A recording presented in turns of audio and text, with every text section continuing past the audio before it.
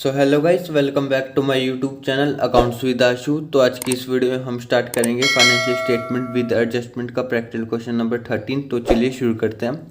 तो practical question number 13 क्या कह रहा है? Give general entries for the following adjustment in final accounts assuming CGST and SGST at the rate 9% each. ठीक है, आपको जनरल एंट्री पास करनी है। फॉलोइंग एडजस्टमेंट आपको गिवन है और आपको जो है CGST और SGST बता रखी है, 9% दोनों है। ठीक है, ईच का मतलब यानी कि दोनों। ठीक है, 9% जो है आपकी CGST और 9% आपकी SGST। तो पहली एडजस्टमेंट है क्लोजिंग स्टॉक ₹80,000 और ब्रैकेट में आपको गिवन है मार्केट वैल्यू ₹1,00,000। अब देखिए इसमें जो है आपको दो वैल्यू गिवन है, एक तो मार्केट वैल्यू और एक आपकी कॉस्ट वैल्यू। ठीक है, जिसे हम कॉस्ट प्राइस भी कहते हैं। तो हम इन दोनों वैल्यू में से कौन सी लें? ठीक है, तो सिंपल जो है आपकी जो CB वैल्यू कम होगी तो वो हम जो है रिकॉर्ड करेंगे। अब इन दोनों वैल्यू में से कौन सी कम है? वो आपकी 80,000 है जो कि कॉस्ट प्राइस पे है। तो ये वाली जो है वैल्यू आप रिकॉर्ड करेंगे। तो सिंपल इसकी जनरल एंट्री क्या बन जाएगी?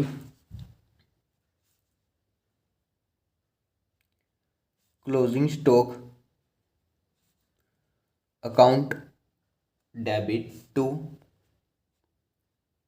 Trading account. ठीक है, 80,000। ठीक है, जोन सी आपकी वैल्यू लेस है वो वाली लेनी है, जोन सी आपकी वैल्यू कम है। ठीक है, नरेशन क्या आ जाएगा? Closing stock transfer to trading account.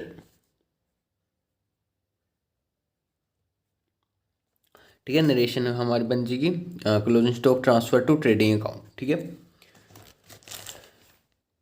फिर उसके बाद है आपके पास सेकंड एडजस्टमेंट है आउटस्टैंडिंग सैलरी गिवन है ₹21,000 की। ठीक है, इसकी जनरल एंट्री पास करनी है और उस पर जो है आपका CGST और SGST कैलकुलेट होएगा 9% के हिसाब से। ठीक है, तो सिंपल करते हैं हम।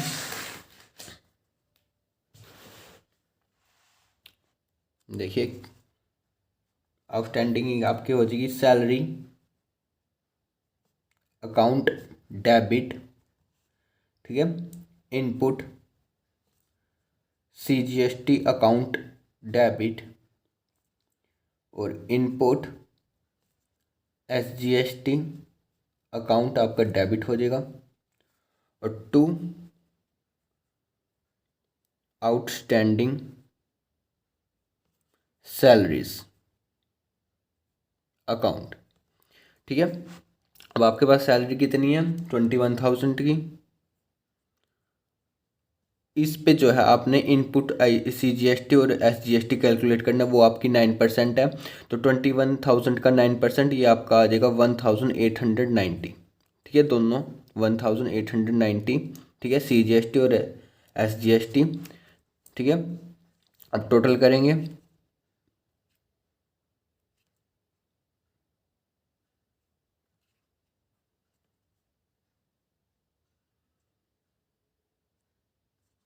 ये आ जाएगा आपके पास टोटल, सॉरी यहाँ पर आएगा 24,780। आउटस्टैंडिंग सैलरी में ये नहीं है। ठीक है, ₹24,780।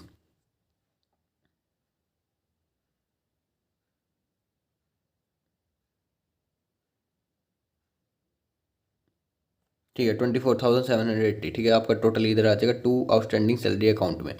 ठीक है,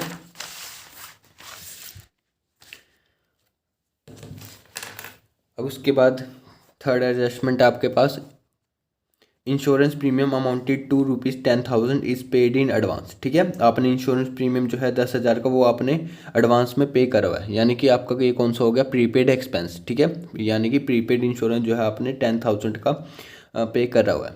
ठीक है, तो सिंपल आपका इसकी जनरल एंट्री बनेगी। तो सिंपल प्रीपेड एक्सपेंस पे आपको पता है तो आपकी जो है GST कैलकुलेट नहीं होती, तो इन दोनों को इग्नोर करेंगे। ठीक है, इस पे जो है GST कैलकुलेट नहीं होगी प्रीपेड पे। ठीक है, तो जनरल एंट्री पास कर लेंगे। प्रीपेड इंश्योरेंस अकाउंट आपका डेबिट टू इंश्योरेंस अकाउंट। ठीक है, वो कितना है? 10,000। नरेशन क्या आ जाएगी आपके पास, insurance premium paid in advance. ठीक है, जनरल एंट्री क्या पास हो जाएगी, प्रीपेड इंश्योरेंस अकाउंट आपका डेबिट टू इंश्योरेंस अकाउंट। ठीक है, 10,000 ठीक है। फिर नरेशन क्या आ जाएंगे, insurance premium paid in advance. ठीक है,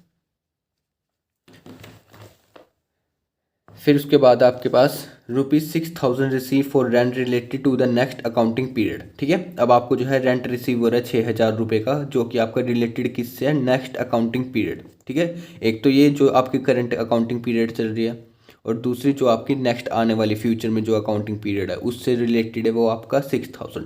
तो यानी कि आपका कौन सा हो जाएगा, इनकम रिसीव इन एडवांस। ठीक है, आपको जो है अगले साल की भी जो है इसी साल रिसीव होगी इनकम। ठीक है, वो आपकी कौन सी इनकम बन जाएगी, इनकम रिसीव इन एडवांस, यानी कि आपका रेंट रिसीव इन एडवांस माना जाएगा 6,000 का। ठीक है, तो इस पे भी जो है आपका जीएसटी कैलकुलेट नहीं होगी, तो इन दोनों को सिंपल हम इग्नोर करेंगे। तो जो है सिंपल जनरल एंट्री पास करेंगे, सिंपल आपका आ जाएगा रेंट है ना, रेंट अकाउंट आपका डेबिट हो जाएगा, और टू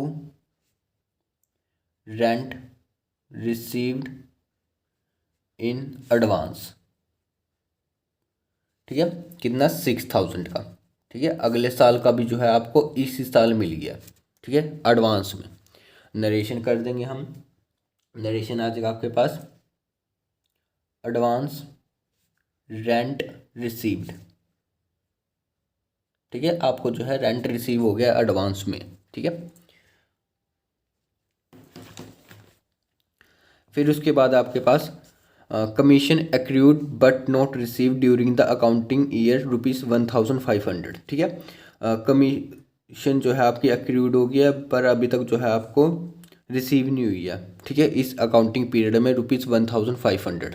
ठीक है, तो सिंपल इसकी जनरल एंट्री पास करेंगे। ठीक है, इस पे जो है आपका जीएसटी कैलकुलेट होएगा 9% के हिसाब से। जनरल एंट्री पास करते हैं हम, एक्रूड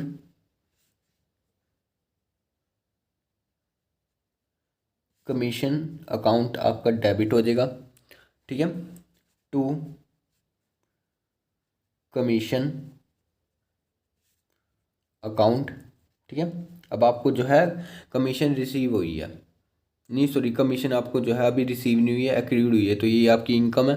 तो इसके साथ जो है आपका आउटपुट आएगा, आउटपुट सीजीएसटी अकाउंट आपका क्रेडिट हो जाएगा, और ऐसे टू आउटपुट एसजीएसटी अकाउंट। ठीक है, कमीशन के अकाउंट में कितनी कमीशन है, 1,500। अब इस पे 9% कैलकुलेट करेंगे, तो 9% सीजीएसटी कितना आ जाएगा, 135, और ऐसी एसजीएसटी 135। तो दोनों का टोटल करेंगे, वो एक्रूड कमीशन में कितना आ जाएगा, 1,770। ठीक है, नरेशन क्या लिख देंगे, कमीशन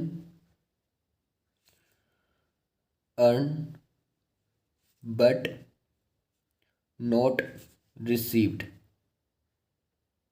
ठीक है, ऐसी इनकम जो आपने कमा ली है पर अभी तक जो है आपको रिसीव नहीं हुई, तो उसको हम जो है एक्रूड इनकम बोलते हैं। ठीक है, तो इसी में यही है, ऐसी कमीशन जो आपने कमा ली है पर अभी तक आपको रिसीव नहीं हुई, तो आपकी क्या बन जाती है, एक्रूड कमीशन। ये ध्यान रखना। ठीक है, फिर लास्ट आपके पास एडजस्टमेंट है, goods costing ₹20,000 destroy by fire and insurance company admit A claim for ₹15,000 only. ठीक है, आपके जो है गुड्स जो 20,000 की आग लगने की वजह से ख़त्म हो गए, और आपने जो है उन गुड्स का जो है इंश्योरेंस करवा रखा था, तो इंश्योरेंस कंपनी से पैसा कितना मिला आपको, 15,000 रुपये सिर्फ। ठीक है, तो सिंपल इसकी जनरल एंट्री पास करते हैं, इस पे जो है आपका जीएसटी भी कैलकुलेट होएगा। तो 20,000 का जो है आपके गुड्स से नुकसान हो गया, तो सिंपल आपकी जनरल एंट्री क्या बनेगी, लॉस बाय फायर अकाउंट आपका डेबिट हो जाएगा टू परचेजेस अकाउंट। ठीक है, परचेज के साथ कौन सी जीएसटी आती है, input to input CGST account credit हो जाएगा टू इनपुट SGST अकाउंट। ठीक है, अब परचेज में आपके पास 20,000 आ जाएगा। अब इस 20,000 पर 9% के हिसाब से आप GST कैलकुलेट करेंगे तो आपके पास आ जाएगा 1,800। ठीक है, ऐसे ही आपका SGST 1,800। तो लॉस बाय फायर टोटल कितना बन जाएगा आपका 23,600। ठीक है, कितना हो जाएगा 23,600। फिर नरेशन क्या आ जाएगा, गुड्स डिस्ट्रॉयड बाय फायर। ठीक है, आग लगने की वजह से जो है आपके गुड्स नुकसान हो गया, जो कि आपके गुड्स 20,000 के थे, उस पर आपने CGST और SGST भी पे कर रखी थी। ठीक है, वो कितना टोटल नुकसान कितना हुआ GST के समेत 23,600। ठीक है, अब जो है दूसरी एंट्री पास होगी। ठीक है, तो वो कौन सी होगी, इसी में ही दूसरा पार्ट है इसका। ठीक है, अब देखिए इसी में जो है आपका इंश्योरेंस कंपनी से जो है कितना 15,000 रिकवर हो रहा है। ठीक है, तो उसकी एंट्री क्या करेंगे, इंश्योरेंस कंपनी अकाउंट आपका डेबिट हो जाएगा। ठीक है, और क्रेडिट क्या हो जाएगा, to loss by fire account. ठीक है, लॉस बाय फायर अकाउंट आपका डेबिट था 23,600 से, अब क्रेडिट कर रहे हैं तो 23,600 से ही करेंगे। अब इसमें से जो है आपका टोटल लॉस में से आपको कितना रिकवर हुआ है 15,000। ठीक है, नुकसान आपका हुआ 23,600 रुपये का, जिसके समेत जिसमें जो है आपका GST भी ऐड है। ठीक है, आपको इंश्योरेंस कंपनी से कितना मिला 15,000 रुपये। बाकी का कहाँ दिखाएंगे बैलेंस, बाकी का जो लॉस हुआ है वो कहाँ दिखाएंगे, तो सिंपल आपका एक और अकाउंट ओपन नहीं होएगा, वो आपका हो जाएगा प्रॉफिट एंड लॉस अकाउंट। ठीक है, यानी कि आपको कितने का लॉस हो गया 8,600 का। ठीक है, टोटल कितना हुआ था 23,600 रुपये का, जिसमें से इंश्योरेंस कंपनी ने आपको दे दिया। ठीक है, बाकी कितना बचा 8,600। तो इतना आपको एक्चुअल में लॉस हुआ, तो आपका कहाँ चला जाएगा, प्रॉफिट एंड लॉस अकाउंट की डेबिट साइड में दिखाते हैं ना, तो simple profit and loss account आ जाएगा। नरेशन लिखेंगे नरेशन में आ जाएगा इंश्योरेंस कंपनी एडमिटेड क्लेम। ठीक है, समझ गए, 23,600 आपका टोटल लॉस हुआ था, जिसमें GST इंक्लूड थी। इंश्योरेंस कंपनी से आपको 15,000 रुपये रिकवर हो गए, बाकी का लॉस आपका प्रॉफिट एंड लॉस अकाउंट में दिखा देंगे। ठीक है, सिंपल। तो ये थी सारी आपने रिकॉर्ड कर दी। ठीक है, तो ये था आपका प्रैक्टिकल क्वेश्चन नंबर सिंपल सा 13। अगर आपको प्रैक्टिकल क्वेश्चन नंबर 12 चाहिए तो लिंक इन डिस्क्रिप्शन। अगर आपको वीडियो अच्छी लगी तो do like and subscribe my channel. Thanks for watching.